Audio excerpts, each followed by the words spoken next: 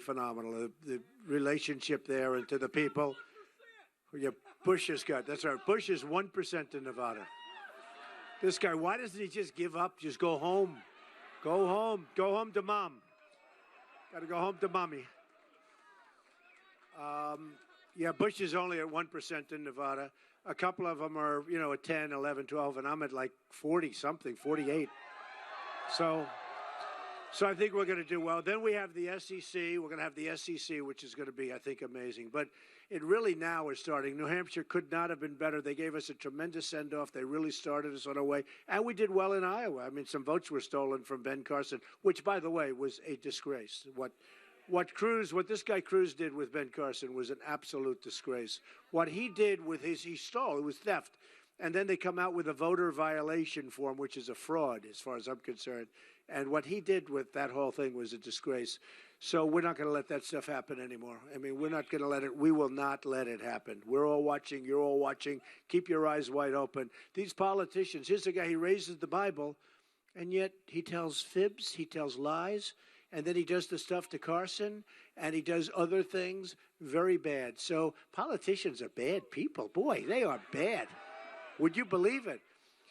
So we're not going to let it happen, and we're going to get in there. And I just want to say, so Saturday, go out and vote, because this is going to be the place that's going to really make it. And honestly, I've been watching all the pundits. Now, the bad news is they're always wrong. They all said, I'm not running, and I ran. Well, how is he going to do? And he's just doing it for fun. I'm not doing this for fun. Believe me, I love this location, but I know I could be someplace else, okay? I could be someplace else right now. I could be very happy. But I'm doing it because, the expression, and I see all the hats in the audience, make America great again. We are going to make America so great. We are going to win again. We don't win very much. You're very tough, smart people. You like to win, right? This guy over here, you like to win. And we don't win anymore. We used to win. We don't win anymore. Well, we're going to start winning again. We're going to start winning again. So, Second Amendment protected. Common Core. We're going to end Common Core. We're bringing your education locally. It's going to be fabulous. I don't know if you know, and you've heard me say, we have the absolute worst. We spend number one in the world on education, right? Number one per pupil in the world. There is no second place because we're so high, so much higher. You have China, you have Norway, you have Denmark, you have Sweden. You have these countries are the best in terms of education, and they're on the list, the best. Number 30th in the top 30, we're number 30th, okay?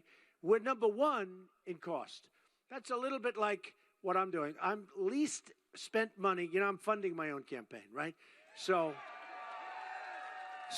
I don't have a lot of the people coming to me, the drug companies and all because if you would see the kind of waste, fraud, and corruption in the United States, a lot of it isn't really waste, fraud, and corruption. It's the fact that people that are running against me and people in the Senate, people in Congress, they have tremendous power because they have people giving them unbelievable campaign contributions and their special interests, and they do what those people want.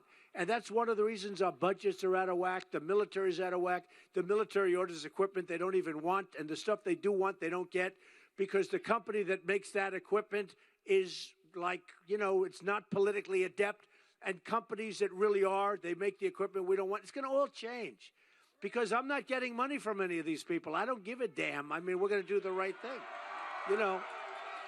We're going to do the right thing.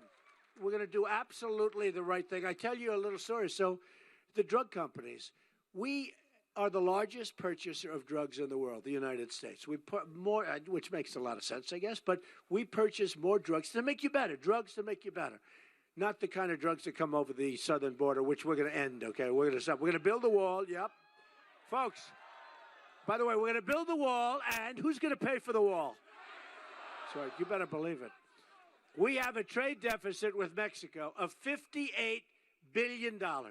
And these characters come up, these politicians that I'm running against, you don't really think Mexico's going to pay for the wall? I said, absolutely, 100%. They said, how are you going to get Mexico to pay? And I don't want to go into it because they won't understand it. I mean, they have no concept of business. They have the $150 billion we gave to Iran, these people have no concept.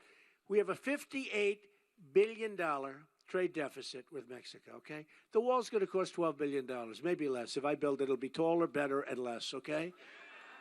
So you think of this. So they say, how are you going to possibly do it? They make so much money, plus we give them subsidy. They make so much money from the United States, it's going to be one of the easy things. And I don't know if you heard, one of the presidents or ex-president of Mexico held a news conference. He said, we will never, ever, ever pay for the wall. And the press called me. They said they will never pay for the wall. I said, who was it? Calderon. He's very nice, good guy. He said, tell him the following. The wall just got 10 feet higher. Mean it. Got 10 feet higher.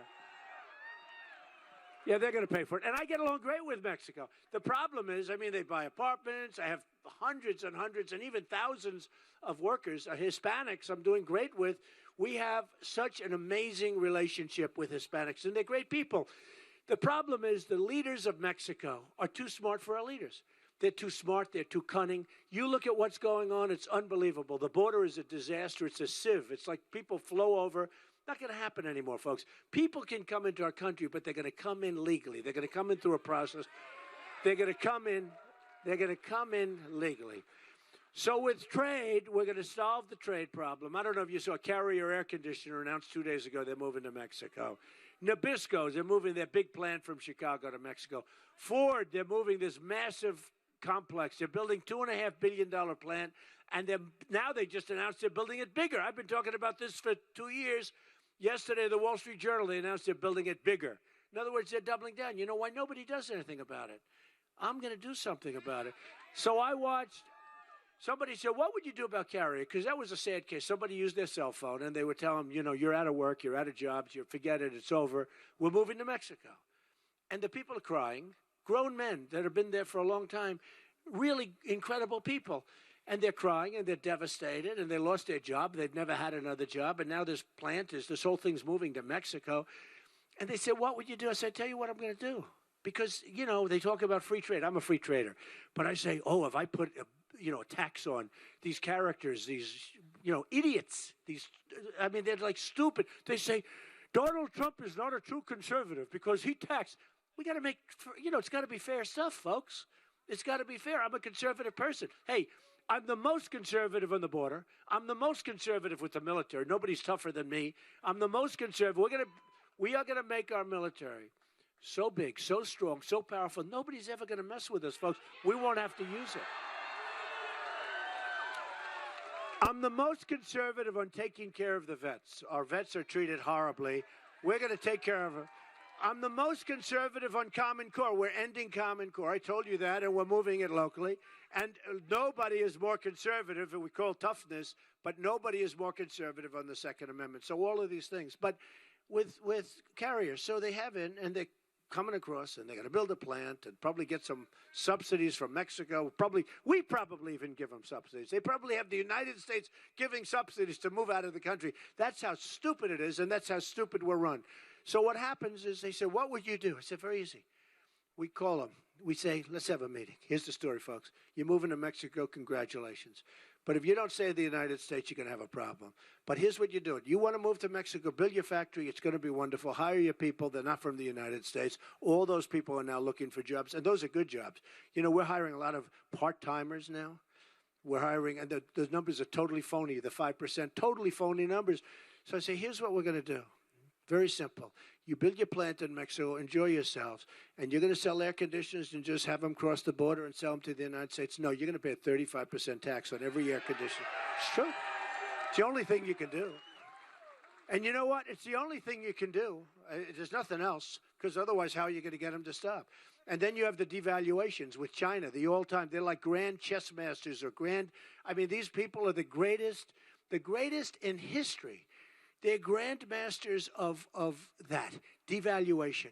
They devalue their currency. Japan's doing very well too. They're killing Caterpillar. They're ordering Komatsu tractors now because they've devalued the. You take a look at what's happened to the yen, and it's very hard. A friend of mine, he's a big excavator. You all know excavators. I love excavators. This guy's a very big one. He buys Caterpillar tractors all the time and excavators. He just put in a big order for Komatsu. Not that he wanted to. He said, Donald, they made it impossible for me not to buy. They've devalued the yen to such an extent, Japan, that it made it, I mean, I owe it to my family, to my company, to myself. I have no choice. And he was like depressed. He wanted to buy Caterpillar. I said, what's the difference? He said, they're both good. Caterpillar's better.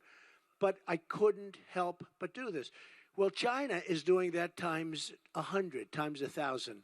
And what they're doing is the devaluation of their currency makes it impossible for people to compete. We can't allow that stuff to happen. Look, when we send stuff over to China, it doesn't get in. If it does get in, you have to pay a big tax. When they stuff out, it's not supposed to be that way. It's supposed to be free trade. It's supposed to be they come, we go, back and forth. They devalue their currency, and on top of it, they make it impossible. I have a friend, he's a great manufacturer. He said it's virtually impossible to get his goods, and he makes better stuff than they do. He can't get his goods into China. When he does get them in, he has a tax to pay. I have a friend who actually bought an airplane.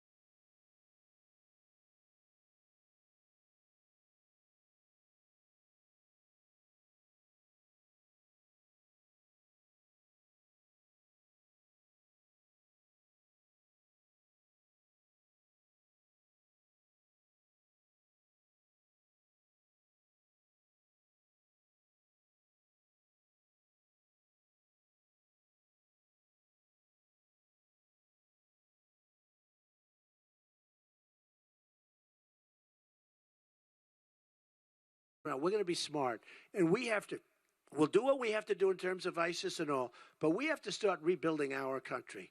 We have $4 trillion in the various places. $4 trillion, not going to happen anymore. We're going to have a strong military, but we have to rebuild our roads, our bridges, our tunnels, our schools, our hospitals.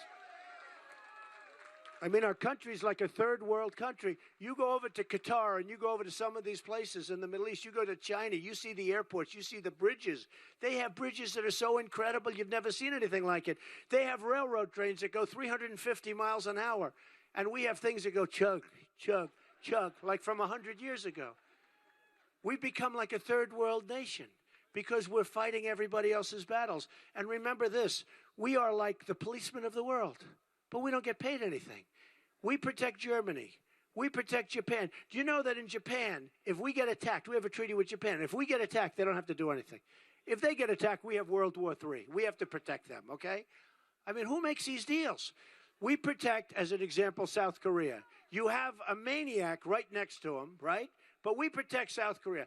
So every time we order televisions, they come from South Korea. They make a fortune. We protect South Korea. Let me tell you something. Why aren't they paying? They pay peanuts for what we do. Every time this guy, raises his head, we see our ships start to sail, our soldiers get ready. We have 28,000 soldiers at the border. So we take care of the world. We don't get it. Saudi Arabia, before the oil went down, they were making $1 billion a day. $1 billion a day. And we rent space so that we can help them. We rent military bases. We pay rent. And yet, without us, they wouldn't last for 2 weeks. They'd be gone. So we're going to change all that stuff, folks. I mean, we want to be good. We want to be fair. We want to have heart. And we're not going to let these Syrian folks in that we don't know who they are. We don't know where they come from. They're not coming into this country.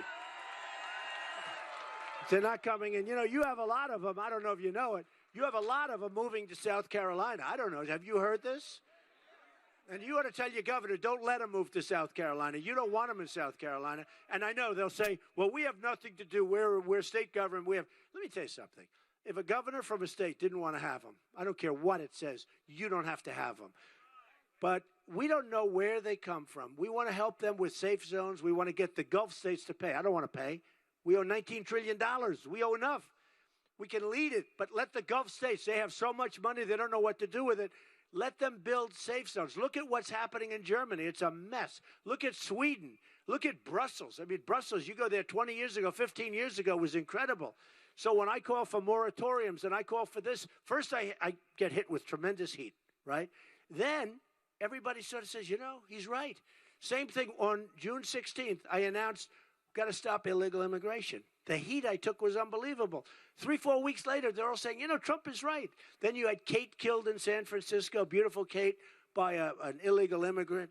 You had Jamil in Los Angeles killed, incredible guy. I mean, young man, wonderful father, is a friend of mine, a great guy. You had the veteran, 65-year-old woman, a veteran, raped, sodomized, and killed in Los Angeles by an illegal immigrant. Got to stop it, folks. We got to stop it. We got to be smart. We got to be a country again. We got to be a country again. So I just want to thank, this endorsement meant so much to me from these two guys and from the whole community. I just want to say, get out and vote. We're going to do something that you're going to be so happy with. We're going to win so much, and we're going to make America great again. That's what we want to do. Make America great again. So Saturday, get out and vote. Thank you. We love you all. Thank you very much. Thank you. Thank you very much, folks. Thank you.